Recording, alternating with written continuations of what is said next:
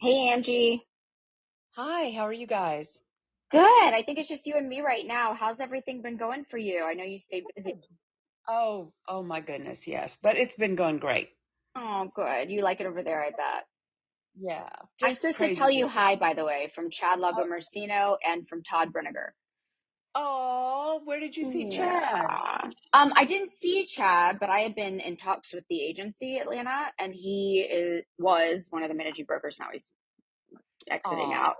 that's And so so sweet. I And you called him should to know find I out. adore my Toddy I Todd. know. Well, I saw Todd in the office the other morning. I was like making copies for something, and he's like, "Hi." I'm like, "Hi." I'm like, "It's Ghost Town, and I miss Angie." He's like, "I miss Angie too." And we're like crying on each other. Oh, Anyway, I'll clip this oh my part out goodness. once Cassie gets in here. But I was thinking, unless you have something top of mind, anything actually, um, just Um, kind of whatever you want to talk well, about. the copycat lawsuits, those are, I could chime in a little bit on that just because Yeah, there's just one in do Georgia right now, right?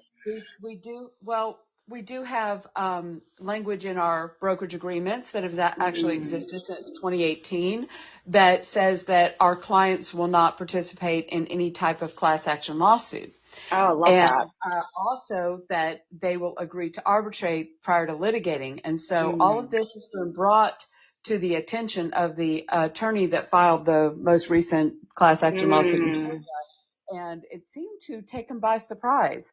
He didn't So, read the contract. Interesting. Well, when I well, brought it up to Chad said the same thing. He goes, "Well, Amber, our closing attorneys are, we're a different state. We're one of two states that closes this way. So we're kind of okay." but specifically, we would have not had a problem with that class action. I mean, uh, Them bringing one or whatever. yeah, I mean, they can bring a lawsuit. Anybody can bring a lawsuit, but your lawsuit doesn't have a lot of merit to it when all the people that are in the lawsuit have agreed not to file a class action Right. lawsuit. And then if they want Hilarious. to sue, they have to sue individually. But apparently when Weissman actually went to the attorney and addressed all this and said, basically, dude, you went out, whipped out and followed this copycat lawsuit. So what Weissman anticipates is that the lawsuit will be amended, revised, something to that nature. But they're on top of it, Good. and It's the best, Miss Wiseman. but basically the main thing is we just need to. The main thing I would say for an educational standpoint is Mm-hmm. agents need to remember that we are needing now more than ever to be super duper transparent with Yes. um, our clients about how we earn commission, and Mm-hmm. we need to shift our focus to we're trying to attract buyers for sellers and not each other. And we just Right. have to, there's just certain things that we need to focus on. And then of course, if you want to talk about interest rates and things like that, I would say maybe get Cassie's off on, so yeah, so she I can. did. I came in. I'm sorry. For some reason I wasn't able to join, but I'm here now. All good. Take a I'll minute, cut Cassie. This everything. is I'll not, cut out everything up into this point, y'all. So yeah. if y'all want to go, we can introduce What I ourselves. was Whoever wants to thinking go is first. let's talk about the how competitive the market's getting and maybe some Yeah. strategies Yes. that Love we're going that. to have to start employing. That would be the thing that I would see is going to be the most meaty. Open And I with have that. some contract strategies that I would Love. suggest agents need to become familiar with because they need to have this and be prepared. And then I'm sure Cassie has some Touch on tidbits too, rates. because inventory still at a record all-time low, I and know. if we're already seeing multiple offers across the board, and if interest Hmm. rates drop as we get into the spring market, even a little bit, it's just going to bring more buyers onto the market, and so we're going to be in situations where the buyers are going to be undergoing a lot of competition. All right, Okay. cool. So I'll open it up right now and I'll just have you Okay. guys introduce yourselves and then I'll kind of roll out what she just said so that she can go into the strategies. And then Cassie, absolutely, you need to talk about what's going on with the raise if you don't mind. And then I also want to give feedback on how to make your offers more aggressive in the market. Mm. And maybe So that can be an absolutely not or an absolutely yes as well. You how to yeah, be aggressive, what to. All right, cool. We all ready? yeah. Hey guys, Yeah. it's Thursday, February 22nd. Oh my God, it's already February. We're almost in the spring. This is Amber Rogers. I'm a real estate broker here in Greater Atlanta with HomeSmart International, formerly Palmer House. And I've got my favorite queens on, and we're all experts in our respective parts of real estate. The biggest and bestest in the world is Her Highness, the contract queen herself, Miss Angie Meza-Smith. So Angie, if you want to introduce yourself, and then of course Cassie, our go-to lender for everything lending, I'll let you Hi, take it guys. away. Hey, everybody. It's Angie Meza-Smith. I'm thrilled to be here with my beautiful Amber and Cassie talking about what's going on in the real estate business. Absolutely. And I'm Cassie Fuchs, lender extraordinaire, and able to give feedback on the lending side on all of this. But let's get Angie to start talking to us about this market and what we got to do to be aggressive. Yeah, I think what Angie was mentioning earlier is just we still are such a decrepit low of inventory. So it's kind of working in our favor even as rates rise, which Cassie can speak to. But Angie had mentioned some strategies that she thinks will be helpful, especially for agents that are, representing buyers or even a seller to get buyers on board. So do you want to lead with that? Then that'd be wonderful to hear. Absolutely. So from a buyer agent perspective, there's certain tools that I say, or I see as a broker that start getting utilized whenever we are in a multi-offer situation. And I'm getting feedback from various market centers, from different teams and offices that they are seeing this every week more and more and more with multiple offers on listings. And if rates come down and more buyers are coming into the spring market, which is probably the most popular time to try and buy a house, we're going to see more and more competitive offers. So as an agent, there's two things that come to mind.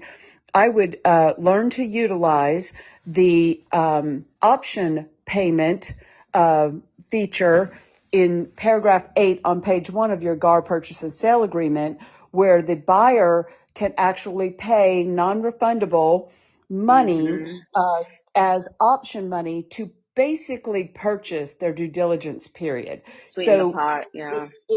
It can this is not earnest money, but it's negotiable whether it applies towards the purchase price or not. And obviously the lender would have to be on board with that, but there's a checkbox that says it will or will not apply to the purchase price, or if it doesn't apply to the purchase price, it's over and above money. But what's being used there is the due diligence period.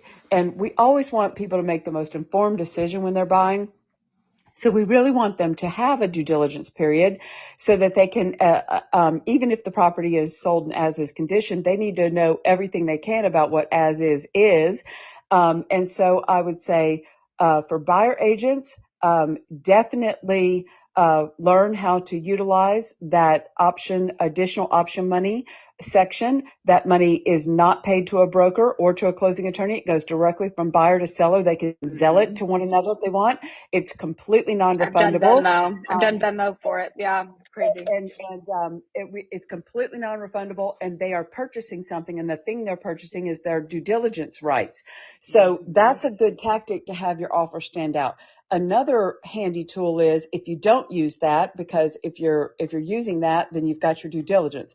But if you don't do that, then instead of using due diligence, you can bring in the property sold with right to request repairs exhibit, which instead of giving the buyer a right to just terminate for any reason, it would actually force the buyer to have to do an inspection and actually ask for bona fide defects, which are defined in that exhibit. If the seller was willing to fix the legitimate bona fide defects, then the buyer would not have a right to terminate and the contract would stick. So those two contradict one another. You can't use them together. You're either picking one or the other, but those are two strategies that are very important. And then again, I also teach, and I want everybody to know this, that, rule number 1 is don't take advice from other agents. And when I say that, I mean, don't do what they do and don't just engage in the bad practices that they're engaging in. We're starting to see agents out there putting comments in MLS like buyer agent bonus if over a certain price.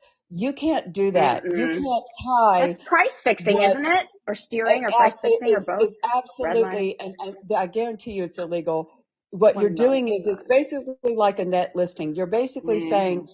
that I'm going to potentially harm the public, my buyer, by manipulating them into paying whatever price your seller wants. And if I manage to pull that off, I get rewarded financially for that. You Unbelievable. can't do that. So we have to be on our top of our game as the professionals in this industry, and not go out there and see something that you see somebody else doing. If you're going to offer somebody a co-op commission, or if you're going to offer somebody a bonus, you can't tie whether or not they get that to how much the Mm-mm. seller is going to net, because that is not fair to to the public. It's not fair to that Right. person. So that's something that we're seeing. And the other thing I would say is agents need to understand, because I hear this all the time, as is has absolutely nothing to I was do going to ask you with about that. Yeah. disclosure, has Oh. nothing whatsoever to do with disclosure. And a seller selling a property in as is condition, regardless of whether they've lived there, they have a duty to disclose. It's actually Title Anything they 51. It's know. Georgia statute. Mm. And if the seller won't disclose defects that are known about the property, then the agents Agent has and the to. brokers under Beretta, the Broker Relationship and Real Estate Transaction Act, have to disclose. And so now, even though this was always the case, it was a common misunderstanding. Now in the notice paragraph in the purchase and sale agreement, it actually says that when notice, such as a very detailed inspection report, is delivered, and Amber can prove she delivered it to me, I am legally responsible for knowing all of the big, bad, ugly content, Even if you don't even open if it. I don't open it. That is correct. Even if I don't open the attachment. And it specifically says this in the GAR form now. So I have agents that Good. are still under this misunderstanding. Oh, don't send me the inspection report. Well, if you've already sent me the inspection report, I don't want it, so I didn't open it, or I didn't forward it to my client. Doesn't Well, matter. that same notice paragraph says that notice to the broker and is notice to the client. So whenever Amber gets it or I get it, it's as if we have already given it to our seller. You cannot filter that as agents. So there's a couple of practices, and if I'm representing a buyer, I'm not going to ask you whether or not I can send you No, the you're just inspection going to report. send it. I'm going to send it because Yeah. that is going to give me the only leverage I have to try and negotiate with you when now you have all this information, whether you wanted it or not, you now have it. Now that gives me more leverage to say, now that you have the good, bad, and ugly, Life's all about choices. that's right. And guess what? If you don't want to work with me, and me and my buyer go away, then guess what? Guess what's not going away? Sure, that stuff's updated the next day in and the that MLS. structure issue and that mold and that Oh my and the goodness. water intrusion. That's I've had not so going many away. agents do that, though. It's so unethical. Well, that's why I say rule number 1, don't take advice from other agents. And Right. by that, I mean, don't just engage in the bad practices that you see other Someone people else does. doing, and take it that's okay. Yeah, like So the as anyway, is thing. I love how I see as is in every description. I'm like, girl, it's all as is. Hello. That's right. It's all as is. GAR F201 purchase and sale agreement is an as-is contract, and Amber is a And I have to get explain that. I have to explain that. I have to explain Yeah. that to all my sellers, because they're like, I'm just going to say as is. And I'm like, all due That respect, doesn't I matter. understand why you think that, because that's what people love to do, but it doesn't matter.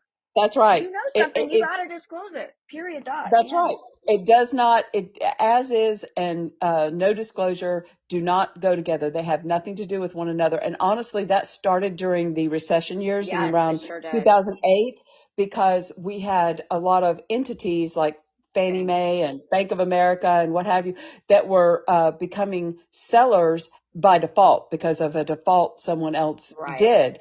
And as a result, they had these elaborate addendum packages that says, I don't know anything about the property, so therefore I'm not able to provide disclosure because I know nothing. Well, guess what? Even those entities, I don't care if you're Freddie Mac or Fannie Mae or Bank of America, BlackRock. once you as the entity are made aware because somebody sent you an inspection report or you sent a worker out to the property to get it ready to put on the market. Once you're made aware of those defects, all that goes out the window.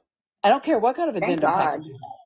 Thank God. I remember those addendum because I did a lot of BPOs to survive, and I remember seeing those, like all the HUD homes and everything. And you still see them. People still think it's okay to say that. It's just ridiculous. They do. But all right, Cassie, you're up, girl. Oh, sorry. Yes, I could talk to Angie all freaking day. I could listen Her to time's her so all valuable. day. I feel so badly though because I'll like talk her head off. I love to hear everything she has to say. I mean, learn just so much every time. Right. So let's talk about the what's rates. up with rates? Yeah, I heard they went up again. Fun times. Yes, fun times. So we got this nice drawback in December, which made us all happy, thinking, "Yay, 2024 is coming!" You know. And then we got a inflation report and a job report that has now pushed us up, pretty heftily on the rates. 0.75 or what is it? It's 7.7 now or something. Well, depending on if you are in an FHA government type loan or conventional. I'd say FHA government type loans are still in the sixes, but the conventional has now gone up above 7. Now, what they're saying is we're probably going to kind of stay stagnant with these rates up until summer, and then there might quite possibly be a cut by the feds in the summer. But this just leads me into this next conversation. As soon as those rates do get cut again, we're going to get inundated in the market with people, right? We're already seeing multiple offers, just like, she was talking about, but this is why it's so important to have your preferred lender that you work with, because it fits so perfectly in with these offers that you're making and ways to make it aggressive. If you've got your personal lender, you can get this client pre-approved to the point where their finance contingency is already handled. You can order, like with us, we fast track appraisal. We can have appraisals back within 5 days. So if you're going in and you're paying for that due diligence period, like she said, you can go in with option money, pay for a due diligence period, get an appraisal back during that due diligence period to know where you stand with that appraisal. And of course, being able to close that loan in, 15 business days is just going to be so valuable. You guys are so fast. Y'all close so fast. I'm always shocked and appalled at how quickly you guys are able to close. Well, especially since you got so many different lenders buying each other, and what they're doing is they're buying the sales force, they're buying the loan officers, right? They're cutting out the operations. The operations are being laid off. So what happens when you double your sales force, you double your loan officers, but you cut half of your operations? Imagine what that does to the turn times on your mortgages. They're going to be backed up so much. So it's really important. Going on. I was wondering because I keep hearing about consolidation and things being slower. And so I'm still trying to push my buyers, get in these houses. I don't care if they're very happy, but I think that you just got to, get over yourself. You got to get in these homes, and make the best of it. And then, you can do the no lender cash refinance, no lender cost refinance once you buy. So just get the home, so. I was just talking to someone last night about that, and I gave him your number because he's been sitting on the fence, renting, paying $3,500 a freaking month to rent some flossy place in Buckhead. And I'm like, look, I get it. You can walk to work, but guess what? You could buy a condo where my boyfriend lives, pay, I don't know, maybe $500,000 on a bad day for a 1-bedroom. And then your mortgage payment will be like half of that potentially. I mean, and of course I gave him your number because I stay in my lane and I'm horrible at even with commission. But I gave him your number and I was like, think about it though, because your equity, even if rates don't go down, you're still going to be in a better position. Yeah. And if they do go down, then you can refi. Like it's a slam dunk. Correct. Anyway.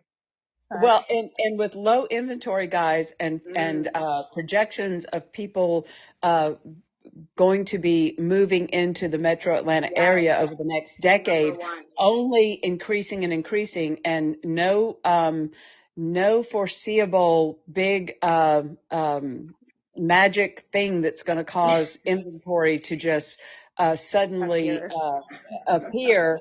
That's correct. That supply demand is going to keep prices high. So waiting for prices to come down, that's not reality. From what I'm hearing and from every expert, we're not seeing any model where prices going down because there is such low inventory for buyers to sit on the fence and wait. So that's something people have to also keep in mind.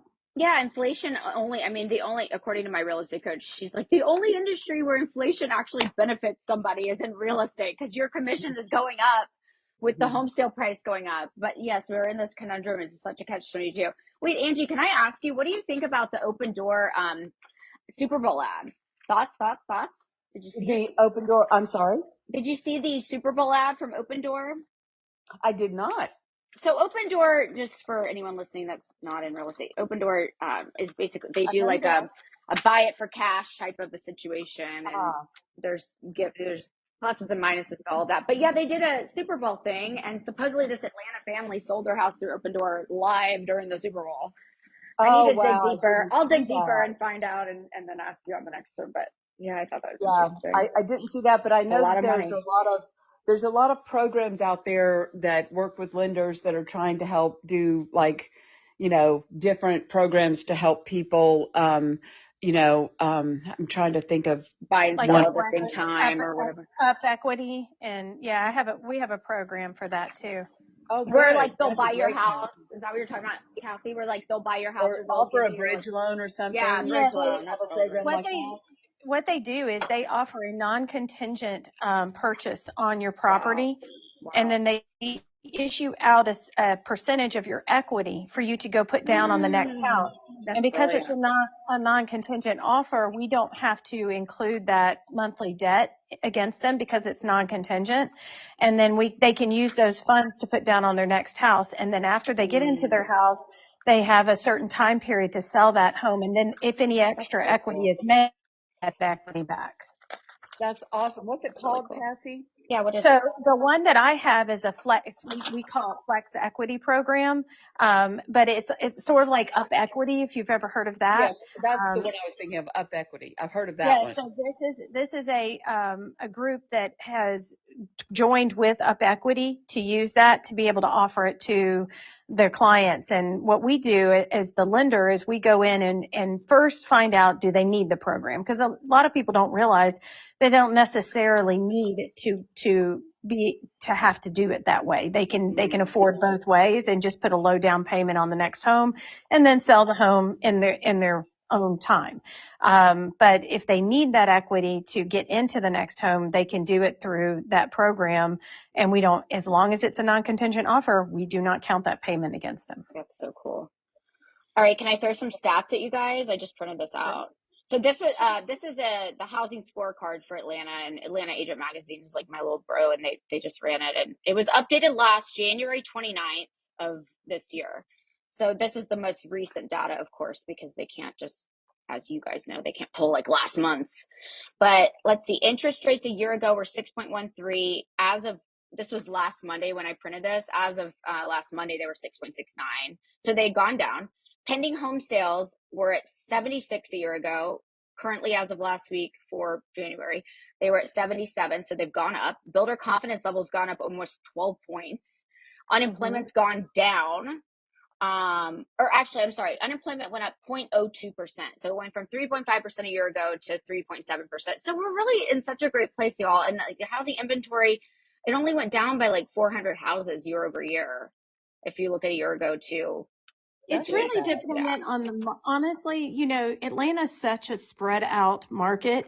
It's so micro, It really depends on where you're looking. Now, in some of the places that I have agents working, they don't really have So they're still getting seller paid closing costs. They're still, Yep. they're still able to make good negotiations. But then in other markets, it's like you said, multiple offers, highest bet, all the things, Greater Atlanta, yeah. And it says our median sale So price it really depends on where you are. yeah, no, totally. Well, yeah, in your school district, and we have so many relocations. But the last number I want to throw at y'all is, so it says, according to Georgia MLS, I ran this on Wednesday of last week. According to Georgia MLS, which is, there's only 2 MLSs in Georgia for anyone that doesn't know, FMLS and Georgia MLS. They said the median sales price of an Atlanta home hit $385,250. So $385,250 in January, and it was up 7% year over year. Right. And 0.9% month over month. The pace of sales is obviously slow, but we're still up. So it's silly to sit on the sidelines, regardless of the rate, when you could walk away with equity. So anyway, I guess that's my little rant. Who has an absolutely not? Y'all got anything for me? I have an Yes or not? absolutely. Okay, yeah. So absolutely, self-employed borrowers. Before you file your taxes this year, you have got to talk to me, because we need to discuss how to make yourself successful with the way you file your taxes to qualify to purchase a home. It is so important Didn't know that. yes. That so many of my self-employed borrowers have messed themselves up by the way that they file taxes. And it's such an easy fix that, if they need to be in a home, they need to be talking to their lender. I love that. I didn't know that. That's so good to know. I see I learned so much from you guys. Do you have anything, Angie? I'm sure you can rant for days. My absolute is disclose. There's it's not optional. As is has nothing to do with it. And if you, as a licensee, a broker, or an agent, receive information from, for example, an inspection report, or any information about a defect on the property or within a mile radius of the property that is not known or hidden or obvious, and that's under Beretta. Beretta is what brokers get sued for. It's Title 10 of the Georgia statutes. And even if your seller won't disclose, even if your seller refuses to fill out a seller's disclosure statement, although they've agreed to do that in our listing agreement, they've agreed to fill out a disclosure statement, and they are statutorily required, you have to disclose. You have to actually, you're responsible, and you're opening yourself up for major liability and your brokerage up for major liability if you don't disclose. And as is will not protect anyone from that. And if you are sent something, you have to send it to the client and you have to disclose it. So if your client won't disclose it, you have to. And I remember calling you last year and being like, do I have to send it to my client? And you were like, well, technically you don't have to. I think it cut out. I'm so sorry. No, I was just asking Angie more accolades because she's given me so much good advice to keep me out of hot water, because as an agent, protect your listing, your seller. And so when you got a backup offer that's wonderful, and then you get this stupid inspection report, I'm like, what if I don't open it? She's like, nope, doesn't matter. Doesn't matter. Okay, so mine is an absolutely yes, and it's absolutely yes. List your house right now. Stop waiting. Why are we waiting? What are we waiting on? What if China bombs us tomorrow? We don't know. Nobody knows. Nobody even knew we'd be in such a great market for so long. I mean, everybody was saying, oh, it's a bull market. I remember 2 years ago, everybody was predicting that it was going to go crashing down, and it didn't. So we're still in such a great market. It's so silly to wait on the sidelines as a renter. To buy to wait is silly. To sell to wait it's silly, because everybody thinks they have to wait till spring. Well, if you list right now, you're ahead of your 5 neighbors that are going to list in mid-April that you're going to be competing with. So I don't know. That's been my takeaway recently, is everybody keeps saying, I want to wait till like spring. I'm like, okay. I'm like, isn't it kind of already like almost spring? I don't even know. I gotta It is. It's close. What is it, like a week away or something? I don't know. Technically on the calendar, it's a month away, but a month away. But when we have nice days, Yes. Well, it's nice out today, so I hope y'all get nice to go out today. It feels very sunny, thank goodness. I appreciate you guys' time. Y'all are the best. Well, it's a pleasure, ladies. It's a pleasure. Always so much, you guys. Thank you. All right, you guys have a great day. Have a great day. Thanks for all your help, you guys. All right. Bye-bye. Thanks, guys. Bye. Bye-bye.